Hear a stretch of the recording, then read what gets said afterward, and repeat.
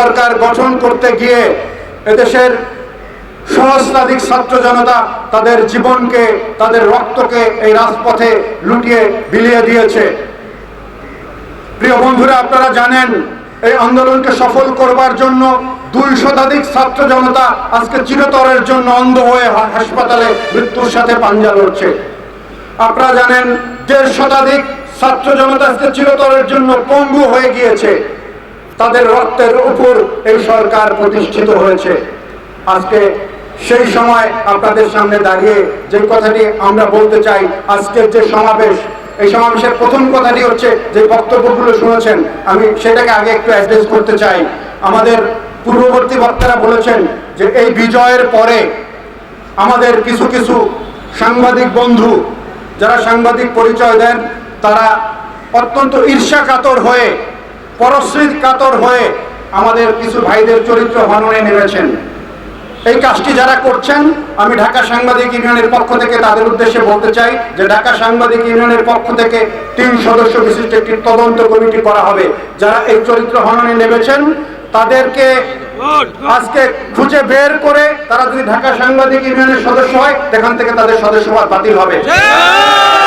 তারা যদি প্রেস ক্লাবের সদস্য হয়, আমি প্রেস ক্লাব ম্যানেজিং কমিটিকে অনুরোধ করব সেখান থেকেও তাদের সদস্যপদ বাতিল করতে হবে। প্রিয় বন্ধুগণ, আজকে যখন ফ্যাসিবাদের বিরুদ্ধে আপনারা রিপোর্ট করবেন, যখন আমাদের ভাইদেরকে যারা হত্যা করেছে তাদের বিরুদ্ধে আপনারা রিপোর্ট করবেন, সেটা না করে আপনারা আমাদের ভাইদের চরিত্র হননের জন্য কেন নেমেছেন, এটা আমরা জানতে চাই। এবং আমাদের ভাইদেরকে আমরা জানাতে চাই, আমার কাছে অনেকে প্রশ্ন করেছেন, তাদের উদ্দেশ্য বলতে চাই, এটা আমরা অচিরেই এই সত্য প্রকাশ করে আপনাদেরকে অবহিত করব।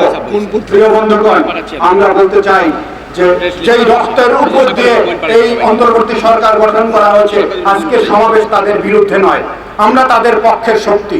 আজকে তাদেরকে বলতে চাই, আপনারা ক্ষমতায় বসেছেন, আপনারা বাংলাদেশে গণতন্ত্র ফিরিয়ে আনবার জন্য কাজ করছেন, গণমাধ্যমের স্বাধীনতা ফিরিয়ে আনবার জন্য আপনারা কাজ করছেন। আমরা আপনাদেরকে সহযোগিতা করতে চাই। এই আন্দোলনে, এই ফ্যাসিবাদ বিরোধী আন্দোলনে আজকে সারা বাংলাদেশে আমাদের 65 জন সাংবাদিক নিহত হয়েছে। সর্বশেষ এই ফ্যাসিবাদ বিরোধী আন্দোলনে, বৈষম্য বিরোধী আন্দোলনে 5 জন সাংবাদিককে হত্যা করা হয়েছে। আমাদের 2 শতাধিক সাংবাদিক আহত হয়েছে। আমাদের, আপনারা জানেন, মেহেদী হাসান তার 2টি শিশুর সন্তান রেখে, 7 মাসের একটি সন্তান, 3 বছরের একটি সন্তান রেখে তাকে শহীদ করে দেওয়া হয়েছে, তাকে হত্যা করা হয়েছে। আপনারা জানেন তাহির জামান প্রিয়কে হত্যা করা হয়েছে। তাহির জামান প্রিয় এবং মেহেদী হাসান সহ 5 জন সাংবাদিক, এবং এই সরকারের আমলে আরো 64 জন, আরো 59 জন সাংবাদিক, সর্বমোট 64 জন সাংবাদিককে হত্যা করা হয়েছে। এই প্রত্যেকটি সাংবাদিকের বিচারের উদ্যোগ নিতে হবে। আপনারা ঘোষণা করেছেন যে সাগররুনি হত্যার বিচার অচিরেই হবে। আমরা বিশ্বাস করতে চাই এবং আপনাদেরকে সহযোগিতা করতে চাই। সাংবাদিক সমাজ আপনাদের পাশে রয়েছে, আপনারা প্রতিটি সাংবাদিক হত্যার বিচার করবেন।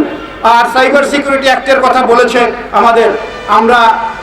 আমার এক ভাই বলেছেন যে মামলা এবং নির্যাতনের কত কষ্ট সেটি বোঝার জন্য এটি রাখতে হবে। আমরা সেই কষ্ট আপনাদেরকে দিতে চাইনি।